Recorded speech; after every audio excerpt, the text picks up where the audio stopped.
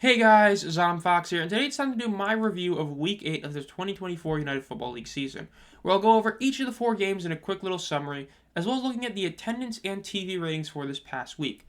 If you're not already, make sure to subscribe to the channel, as we're getting very close to 800 subscribers, and without further ado, let's get right on into it with the 4 scores. Now, the first game, the Michigan Panthers beat the Memphis Showboats 24-18. Then the Stallions were able to barely outlast the Roughnecks in a shootout, believe it or not, 35-28.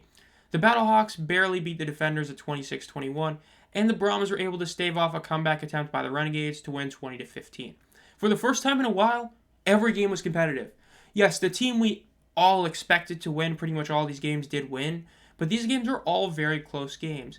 With the Renegades Brahmas being the least close, since it was a last-ditch effort by the Renegades to make it close. But again, this was something we saw early on in the season, every game being competitive, and it's a good sign to see that happen again this late into the season. Now, the first game between Memphis and Michigan, this was another time of Michigan using two different quarterbacks. They used both Lewerke and Perkins again, and it's to a point now where everybody agrees Perkins is at worst the second best QB on the roster. Yes, it's very much a debate now for Panthers fans whether you want Perkins or Etling. I prefer Etling. I prefer a guy that has a low floor, even though Perkins' ceiling is much higher. But again, they're both really solid QBs, and I expect when Etling is back for them to use both Perkins and Etling instead of just Etling. But we'll see. As for the Showboats, Case ended up getting dinged up, and Josh Love came in, and the Josh Love revenge game ended at 56 yards. Great numbers aside from that, but 56 yards and 9 completions is a horrid stat line. Overall, the Panthers just outgained him completely and outdid him in basically every stat.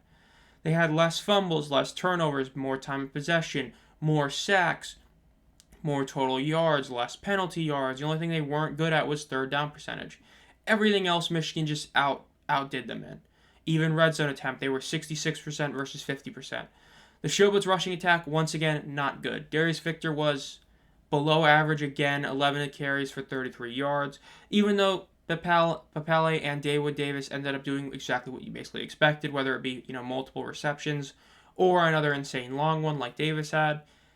At the end of the day, got kind of countered by Devin Gray going off for 84 yards for Michigan himself, and Matt Colburn once again having an incredible game, especially because of the news that Wes Hills is out for the season. Seeing Colburn play this level this past 3 weeks is a huge deal for Panthers fans, because Matt Colburn, 24 carries, 93 yards, 2 TDs, that's a really good stat line. In the end, Michigan won. This is one of those games where you can't really believe how Memphis was even in it.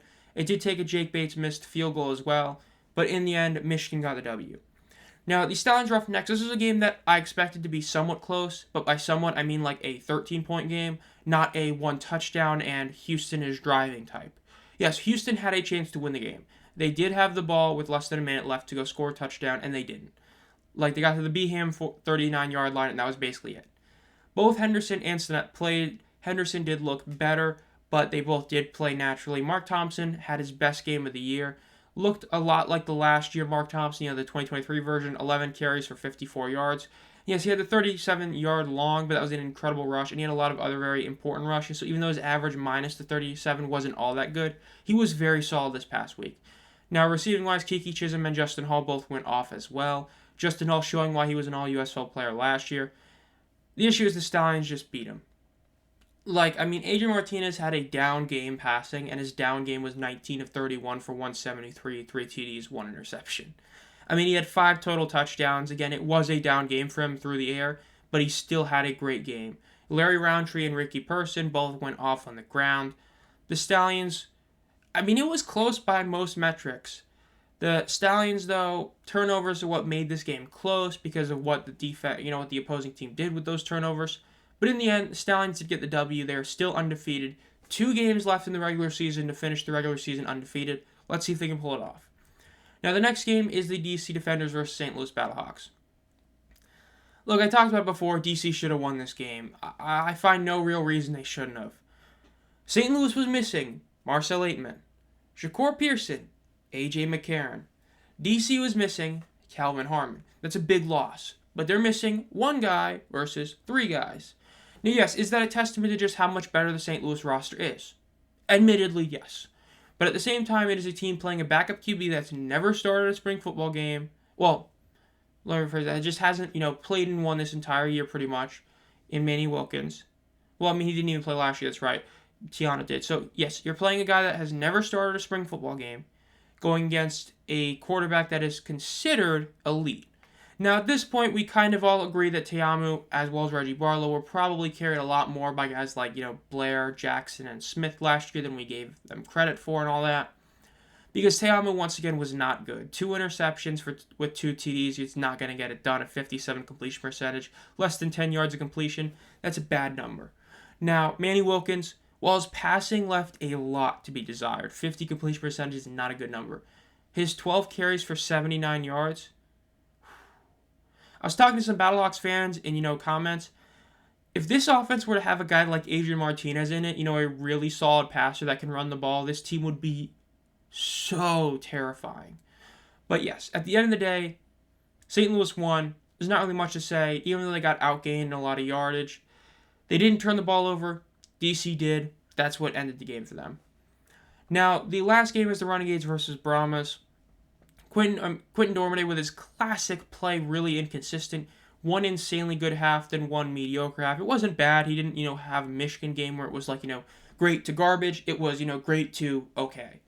But yes, at the same time, though, I think everybody's realizing that Dormady benefits a lot from a certain stat called yards after catch.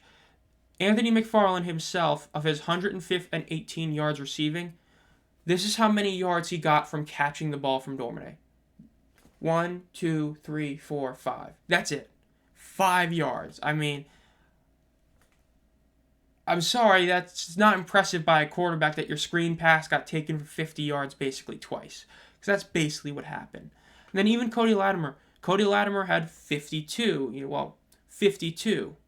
yards after catch. So even though Dormady did have 320, this wasn't like one catch was huge. No, he had catch after catch that was benefited so greatly from yards after catch that it really inflated his stats. It's like that preseason game with Justin Fields where he had 2 or 3 screen passes taken for a touchdown. Basically that. Whereas with Luis Perez, his 2 best receivers, Sal Cannella and Tyler Vaughns, combined for 29 yards after catch. But Perez did have a slightly off game, 22 of 33 for 209, 2 TDs and 0 interceptions. That's not a bad game at all. But it just wasn't good enough. Because as we talked about before, Perez basically has to do everything for the team. De'Veon Smith was okay, but he wasn't really all that good. In the end, San Antonio completely obliterated them in most categories except rushing. And with that, San Antonio won. Now, attendance. Honestly, it was good this week. There's really not much to complain about this week in attendance. Now, this is the first time I'll probably say this all year, but the attendance was better than TV ratings. Look, St. Louis, technically down from last time, but again, it's still over 32,000. Is it still worse than any game last year? Yes. Was it once again a bad start time and a lot of issues involving competition? Yes. Poor scheduling by the UFL, back at it again. Still hit over 30,000. San Antonio was better than its Week 4 game. Not by much, still worse than any game last year, but still a solid number. Birmingham hit 10,000 again. We did not know how far it was going to drop after Week 7. It didn't drop as bad as I think it could have. 10,000 is still not a great number for a team that is back-to-back champions, but it's a lot better than that 7,500 we saw in Week 4. And again, it could be worse. That's the most disappointing number, but it's okay. And then the best number of the week was Michigan's. Michigan's number didn't just rebound, it almost beat the Week 1 number. This was their last home game of the season, 9,370. Really good number right there. They barely, by 74, couldn't beat their Week 1 number, but they obliterated their Week 2, Week 3, Week 6 number. Just an insane thing to see for that team. So, at least for Michigan, even though I talked about in the video that came out earlier today about the potential moving out of Ford Field, if they do stay, the attendance can improve. This is a really good number you love to see. And even though the average is going to finish off at 8100, which isn't great, it's pretty bad. But, again, you improved immensely in your attendance from the midway point of the season to the end of the season. That's commendable. Overall, again, really solid attendance. I can't really be mad at any of these teams. Birmingham's the most disappointing, but even then we knew it wasn't going to hit what it had against St. Louis, but it's still being above 10K is a good enough number. And then the bad is, of course, the TV ratings. Look, we knew the ESPN2 number was going to be bad. 250,000 bad, maybe not, but we did know it was going to be bad. Now, the Fox numbers were back to some bad USFL numbers. In fact, if you look at last year, Week 8, the USFL early June had 2 games on Fox that hit 720,000 and 780,000 with 0.5 ratings.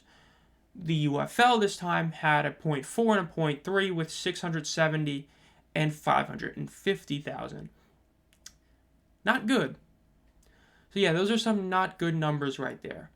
Now, I know people talk about peaks. With those ones, it simply is just not good numbers. There's really not much to say. They're not horrid, but they're pretty bad, especially the 550,000. When you're matching some of those lows or even like exceeding the lows that the USFL Fox had, that's bad, especially when you talk about the fact that these games did matter. The San Antonio game still is a very big deal for getting the 1 seed. Even the Michigan game not as much because, it was pretty clear-cut that it'd have to take a lot for the Stallions to lose it.